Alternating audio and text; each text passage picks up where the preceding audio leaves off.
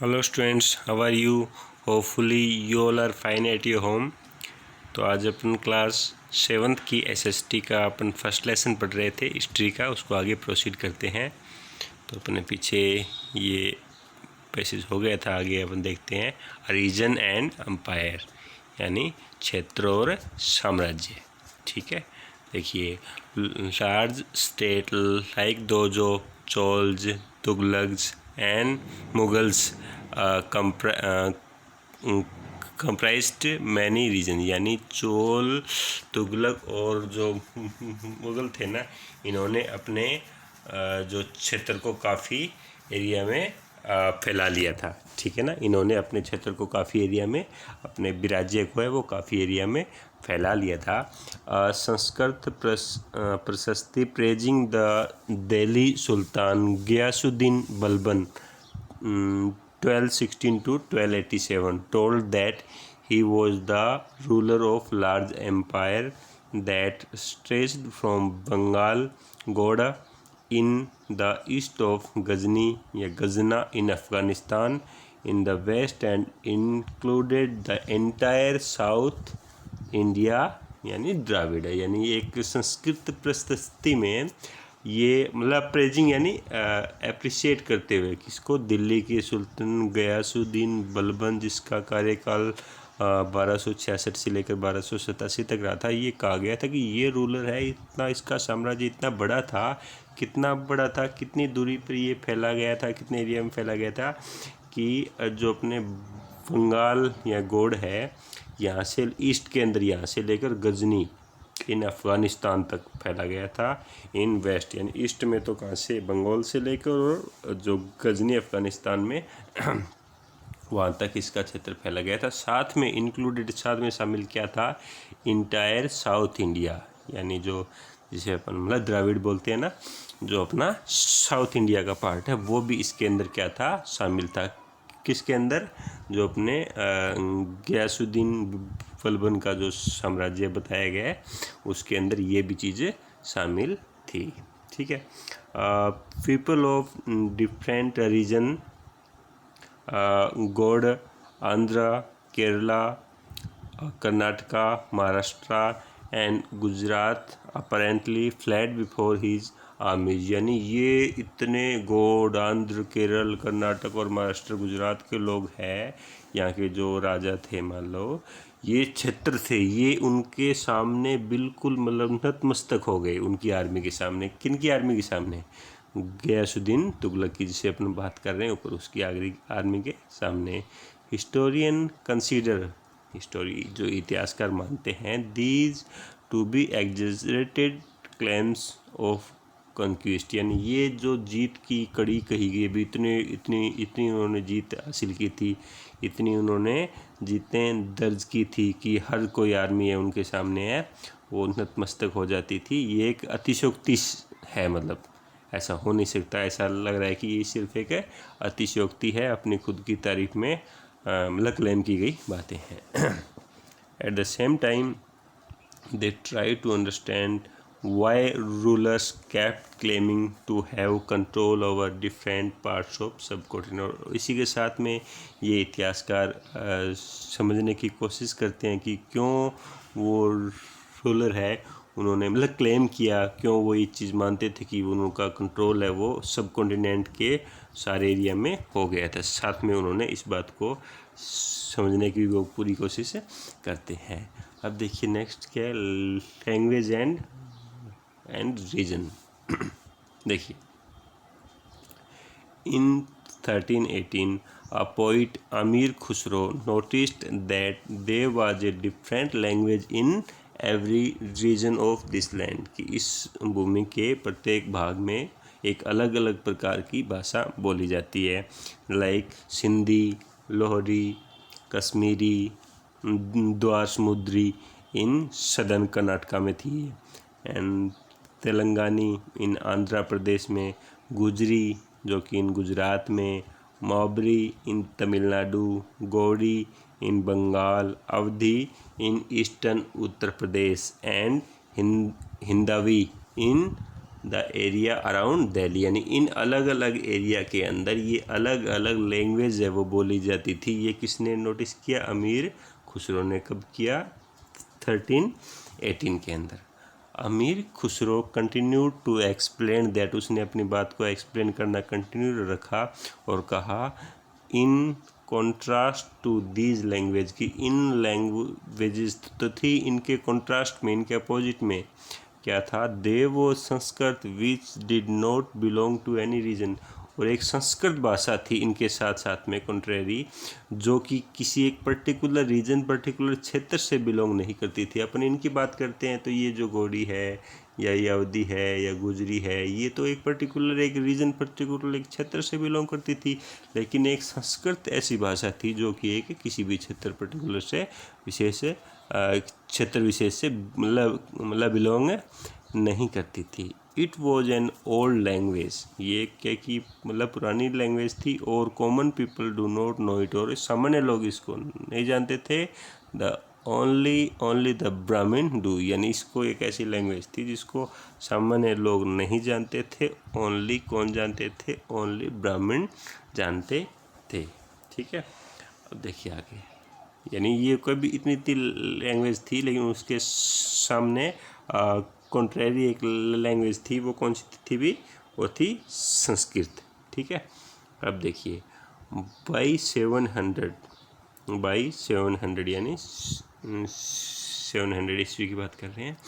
Many regions already compassed distinct geographical dimension and their own language and cultural characteristics, यानी 700 ईस्वी के अंदर क्या है कि ये जो सारे क्षेत्र थे वो अपना, उनका जो क्षेत्र है वो एक अपने अपने उन्होंने भौगोलिक आयाम तय कर लिए थे। ठीक है ना, कि इन्होंने क्षेत्रों ने, और वहाँ पे क्या उनकी अपनी अपनी भाषा और अपनी अपनी सांस्कृतिक जो विशेषताएं हैं, कल्चरल जो स्पेशलिस्ट करेक्टरिस्टिक्स है, वो अलग से आ गई थी।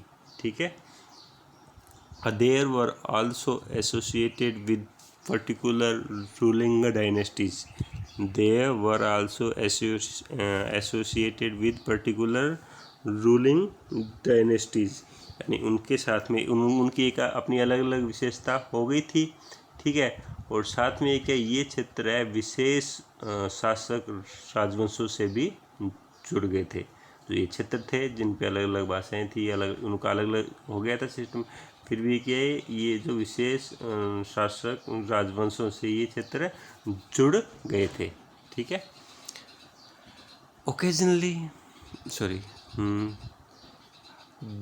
There were considerable conflict between these state, और इनके इन जो स्टेट थे इनके बीच में कोई कन्फ्लिक्ट भी आपस में जो मनमुनाट मान लो, या आपस में मतलब जो टकराहट, ठीक है ना, कॉन्फ्लिक्ट चलता रहता था। Occasionally dynasties like Cholas, Khaljis, Tughlaqs and Mughal were able to form an empire that was pan regional spanning diverse region. ठीक है, और इसके साथ में बाद में इन आपस में क्या चलती थी? टकरार चलती थी, और कभी कभी चोल, खलजी, तुगलक और मुगल जैसे राजवंश जो है वो अनेक क्षेत्रों में फैला एक विशाल साम्राज्य वो खड़ा कर लेते थे। यानी वो कभी आगे जैसे जैसे आया उनका टाइम आता रहा तो वो एक अपना एक बड़ा साम्राज्य खड़ा कर लेते थे। Not all these empires were equally stable, और लेकिन उनमें से वो खड़ा तो कर लेते थे, लेकिन उनमें से ये सभी साम्राज्य समान रूप से स्थिर सफल नहीं हो पाते थे। ठीक है ना, अलग अलग जो टाइम पीरियड के अनुसार उन्होंने अपना किया, लेकिन फिर भी ये लंबे टाइम के लिए सक्सेसफुल नहीं हो पाए थे। When the Mughal empire declined in the 18th century, it resulted to emergence of regional states. जब क्या हुआ, मुगल एम्पायर अपने डिक्लाइन पे था, यानी अपने पतन पे था, तो क्या हुआ 18th सेंचुरी के अंदर मुगल जो साम्राज्य था वो अपने पतन पे था। तब इसका रिजल्ट क्या रहा? रिजल्ट ये रहा री इम्ब्रेंस ऑफ द रीजनल स्टेट, और अन्य क्षेत्रीय राज्य वो वापस अस्तित्व में आए। but year of imperial pan-regional rule had altered the character of the region। लेकिन क्या किया, लंबे समय तक इनके ऊपर जो शासक मतलब शासन हुए या जैसा उनका साम्राज्य हुआ, इससे उनकी जो क्षेत्र की विशेषताएं, चाहे वो कल्चरल है या वो उसको उन्होंने क्या किया, अफेक्ट किया। हालांकि ये हुआ अभी पर्टिकुलर ज़्यादा लंबे टाइम तक तो नहीं रहे, लेकिन फिर भी जितने टाइम तक इन्होंने इन जो भी है मतलब जो भी डायनेस्टीज़ है इन्होंने यहाँ पे रूल किया, तो उनका इफ़ेक्ट है यहाँ के जो रीजन पे डेफिनेटली पड़ा था। Across most of the sub continent the regions were left with legacies of large and small states that had ruled over them। पर द ईयर ऑफ इम्पीरियल क्या हुआ, the pan regional rule had altered में changed, मतलब उसने क्या कर दिया, जो altered the character of the region, उस पर्टिकुलर क्षेत्र की जो विशेषताएं थी उसको क्या किया, उसने चेंज कर दिया, मॉडिफाई कर दिया। अब लंबे टाइम तक उन्होंने रूल किया तो क्या किया उसने, उसकी जो करेक्टरिस्टिक्स थी उसको थोड़ा सा अल्टर कर दिया, अपने अकॉर्डिंग है वो मॉडिफाई कर दिया, ये मानो। Across most of the sub continent the regions were left with the legacies of the large and small state that had ruled over them। यानी क्या हुआ, across the most subcontinent, यानी लगभग अपने पूरे इस उपमहाद्वीप के अंदर the region were left with the legacies, और उन्होंने इस चीज़ को अपनी एक विरासत के रूप में छोड़ दिया। यानी जो भी राज्य थे उन्होंने अपनी विरासत के रूप में इन चीज़ों को छोड़ दिया, चाहे वो छोटे बड़े राज्य जितने भी रहे हों जिन्होंने इसके ऊपर क्या किया, रूल किया था। This was apparent in the emergence of various distinct shared traditions in realm of governance, the management of economy, light culture and in language। अब क्या, this was the part emergence of the various distinct tradition, और उन्होंने क्या किया, देखो लंबे time तक इन्होंने अपना यहाँ पे रूल किया, तो उन्होंने अपनी जो ट्रेडिशंस है, जो अपनी परंपराएं हैं, वो ऑब्वियसली उस टाइम के साथ में शेयर की होगी। वहाँ की जो गवर्नेंस है, वहाँ का जो मैनेजमेंट है, इकोनॉमी है, कल्चर है, ये सारी की सारी चीज़ें हैं वहाँ के लोगों से, वहाँ के जो टाइम से क्या है कि शेयर की गई, जिसका कि लंबे टाइम तक या वो एक अपनी विरासत के रूप में इस चीज़ को छोड़ के चले गए। ठीक है ना, चाहे वो लैंग्वेज हो, चाहे वो कल्चर हो, चाहे वो इकोनॉमी हो, चाहे वो मैनेजमेंट हो, चाहे वो उनका शासन करने का तरीका ही क्यों ना हो। ठीक है, देखिए थ्रू द 1000 ईयर, और 1000 साल के बीच में, कब 700 एंड 1715 तक, the character of various regions did not grow in isolation. यानी इस टाइम पीरियड के अंदर जो भी इनकी तो क्या है भी, इन 1000 सालों के अंदर जो उनकी बहुत सारी जो विशेषताएं थी वो अलग अलग नहीं पनपी थी। क्यों? क्योंकि लंबे टाइम तक जो शासन किया था इन्होंने, तो वो उनकी जो नेचर है, जो अलग अलग क्षेत्रों में उनका जो नेचर है वो एक दूसरे से कटकर अलग अलग नहीं मतलब पनपा था। यानी एक दूसरे इंटरमिंगल ये मान सकते हैं अपन। ठीक है ना, वहाँ की जो कल्चर थी वो एक दूसरे से क्या थी, इंटरमिंगल्ड हम ये मान सकते हैं। कुछ ना कुछ अफेक्ट है वो एक दूसरे पे ज़रूर छोड़ के गए थे। These regions felt the impact of larger pan-regional forces of integration without over significantly losing their distinctness। ठीक है ना, लेकिन हालांकि ये मान सकते हैं अपना वो नहीं पनपी थी।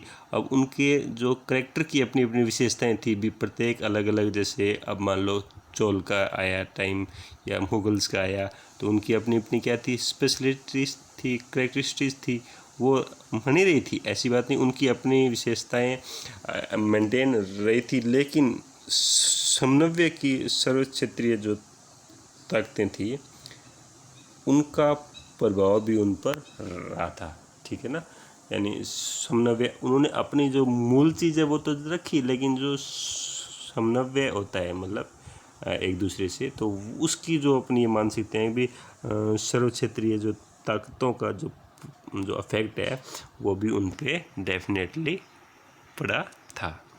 अब देखिए ओल्ड एंड न्यू रिलीजन्स, ठीक है ना, नए और पुराने धर्म।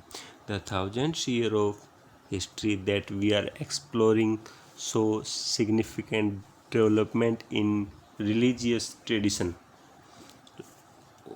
ठीक है ना। इसके अंदर क्या है, इतिहास, हिस्ट्री, यानी जिन 1000 वर्षों की अपन बात कर रहे हैं, जिन अपन 1000 वर्षों की अपन बात कर रहे हैं, तो उसके मतलब जो दरमियान क्या है कि धार्मिक परंपराओं में कई बड़े बड़े क्या है परिवर्तन आए। धार्मिक जो परंपराएं थी उसमें अपने अपने अकॉर्डिंगली क्या आए, अलग अलग चेंजेस आए।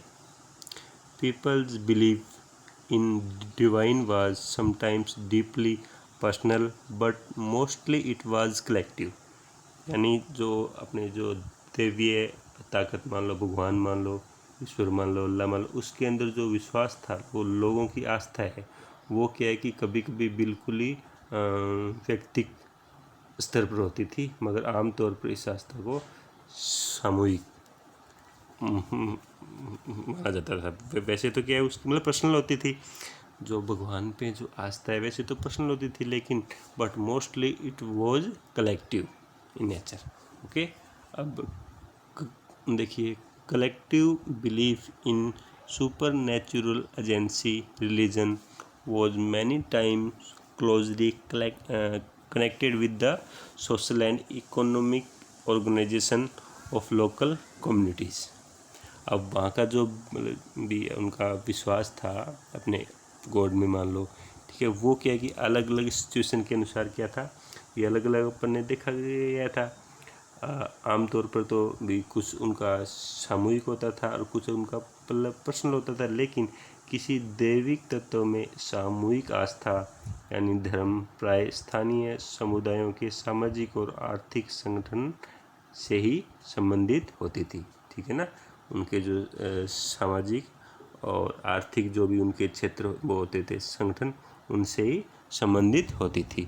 As the social world of these group altered so also did their belief, और जैसे क्या है, जैसे जैसे इन कम्युनिटीज़ का जो सोशल वर्ल्ड मान सकते हैं अपन, सामाजिक तय या सामाजिक संसार उसके अंदर चेंजिंग आती गई, वैसे ही इनकी आस्थाओं में भी क्या है चेंजेस आता गया, ठीक है। It was during this period, ये तो काफ़ी हो जाएगा आज के लिए। हाँ, तो ये अपना इतना एक बार कर लिया है, तो और बाकी अपन कल स्टडी करेंगे, ठीक है ना। तो आज का जितना भी एक पैसेज हुआ है लेसन काफ़ी लेंथी है, थोड़े लिए आपके लिए ये लग रहा है, तो ऐसा कुछ ही नहीं है, आप बार बार इसको करोगे स्टडी तो आराम से हो जाए, यानी कल और परसों यानी एक से आगे वाले वीडियो में अपना ये लेसन और हो जाएगा, उसके बाद में अपने इसके क्वेश्चन आंसर करेंगे। Okay, thank you, have a nice day, stay home, stay safe.